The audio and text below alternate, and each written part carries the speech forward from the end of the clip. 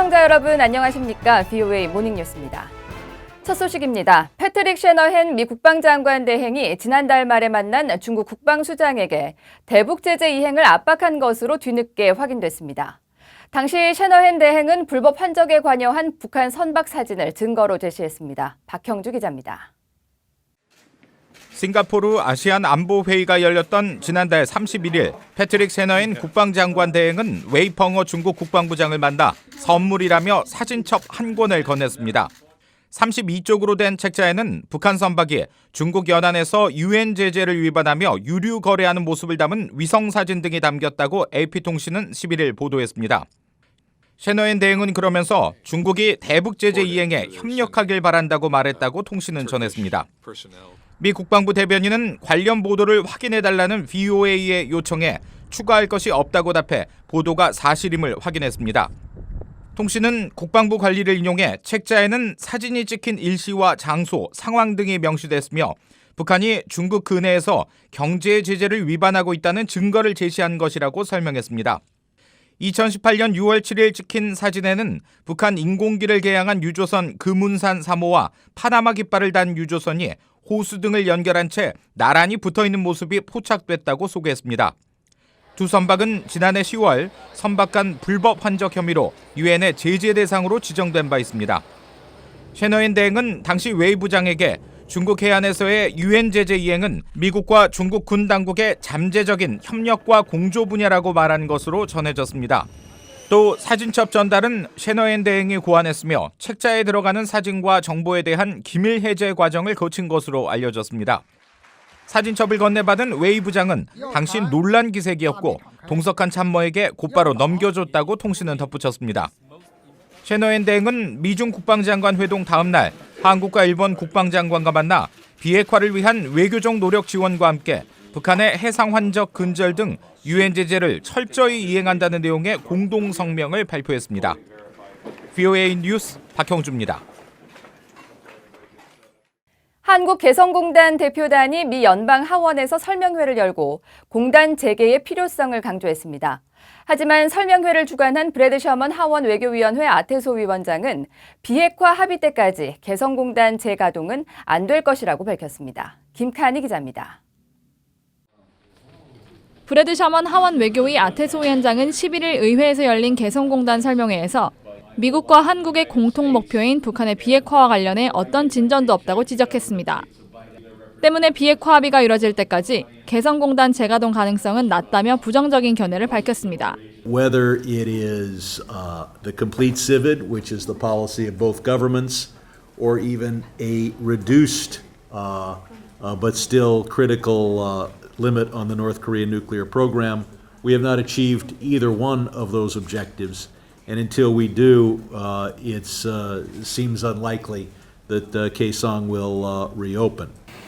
셔먼 위원장은 또 개성공단 근로자 임금 문제에 관한 우려도 현재로선 충분히 해소되지 않았다며 철도 연결 사업도 비핵화에 상당한 진전이 선결돼야 이뤄질 수 있을 것이라고 밝혔습니다.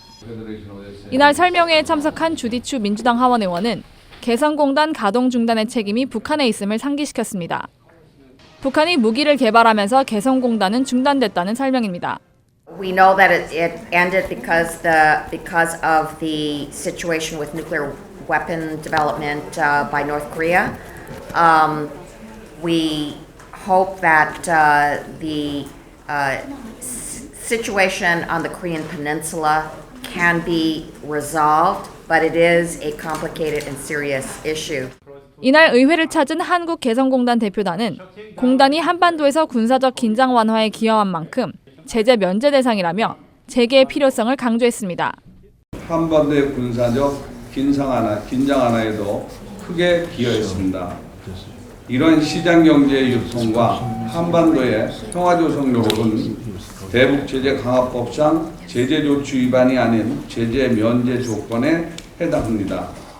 또 북한 근로자들에게 지불하는 임금이 핵과 미사일 프로그램 개발에 전용된다는 관련 증거를 발견하지 못했다며 임금 직불제 등 다양한 제도를 통해 우려를 해소할 수 있을 것이라고 설명했습니다.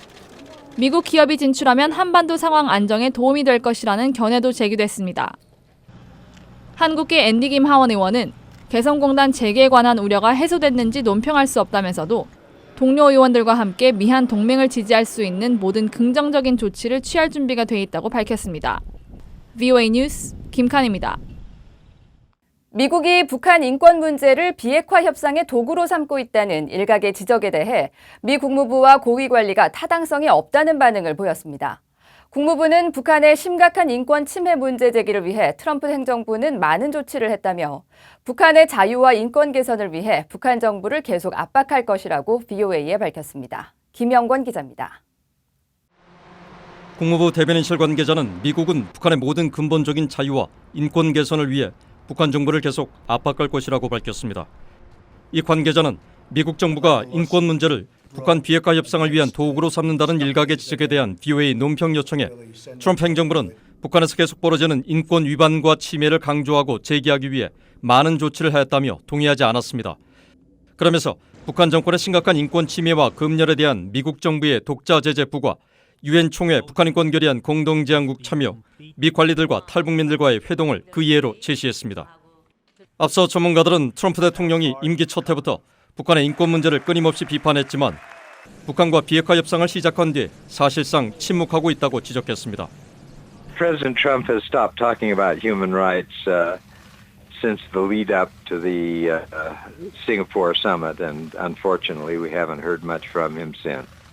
전문가들은 또 협상이 없을 땐 인권 문제를 제기하다가 협상 뒤엔 침묵하는 추세가 전임 행정부 때부터 반복됐다고 지적했습니다.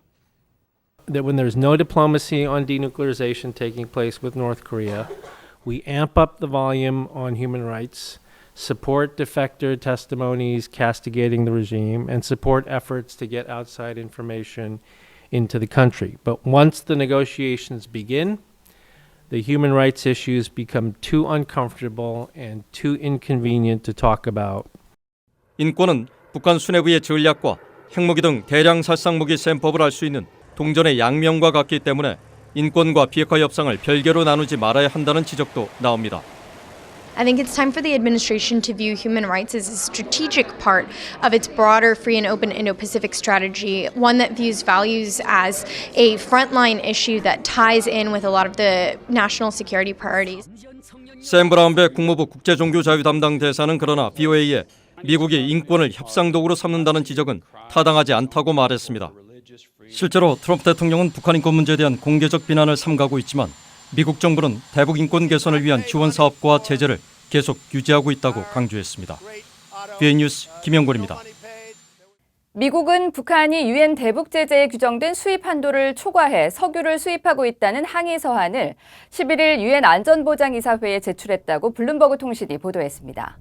이 서한은 북한의 석유 수입 한도가 연간 50만 배럴이지만 북한은 해상 불법 환적을 통해 올해 들어 그 한도를 이미 초과했다고 지적한 것으로 전해졌습니다. 또 모든 유엔 회원국들은 북한의 정제 석유 제품 추가 조달 시도에 경계심을 가져달라고 당부했으며 북한의 석유 수입량 한도 초과 사실을 통지하고 즉각적인 추가 거래 중단을 촉구했다고 통신은 보도했습니다. 이 서한에는 독일과 프랑스, 호주, 일본 등이 서명했으며 불법 석유 환적 의혹에 관한 자세한 보고서도 첨부된 것으로 전해졌습니다. 싱가포르에서 열렸던 미국 1차 정상회담 1년과 관련해 중국은 미국과 북한이 여전히 대화를 통한 문제 해결에 노력하고 있다면서도 여전히 단계적이고 동시적인 해법을 강조했습니다. 중국 외교부 경수왕 대변인은 12일 정례 브리핑에서 관련 질문을 받고 1년 전 두 나라 지도자는 싱가포르에서 첫 회담을 한 뒤 공동 성명을 발표했다면서 한반도 문제의 정치적 해결을 위한 중요한 진전이었다고 평가했습니다. 또 중국 측이 해결 방법으로 제시한 단계적이고 동시적인 원칙에 따라 대화를 이어나가야 한다고 밝히고 이를 통해 각국의 합리적인 우려를 균등하게 해결하고 최종적으로 한반도 비핵화를 실현해 나가야 한다면서 중국은 국제사회와 함께 계속해서 우리가 해야 할 노력을 해나가겠다고 강조했습니다. 싱가포르 미북 정상회담 1년과 관련해 일본은 미국과 북한 사이의 프로세스를 지원할 것이라고 밝혔습니다. 스가 요시히데 일본 관방장관은 12일 정례 기자회견을 통해 이같이 밝히고 앞으로도 북한의 핵미사일 납치 문제의 해결을 위해 미일, 한미일과 긴밀히 연대하고 중국과 러시아를 비롯한 국제사회와 협력하며 확실히 대응하겠다고 말했습니다. 그러면서 미북 간 다양한 협상이 계속되고 있지만 중요한 것은 공동성명대로 한반도의 완전한 비핵화를 향해 두 정상 사이의 합의가 완전하고 신속하게 실행되는 것이라고 말했습니다. 이상으로 VOA 모닝뉴스를 마칩니다. 시청해주신 여러분 고맙습니다.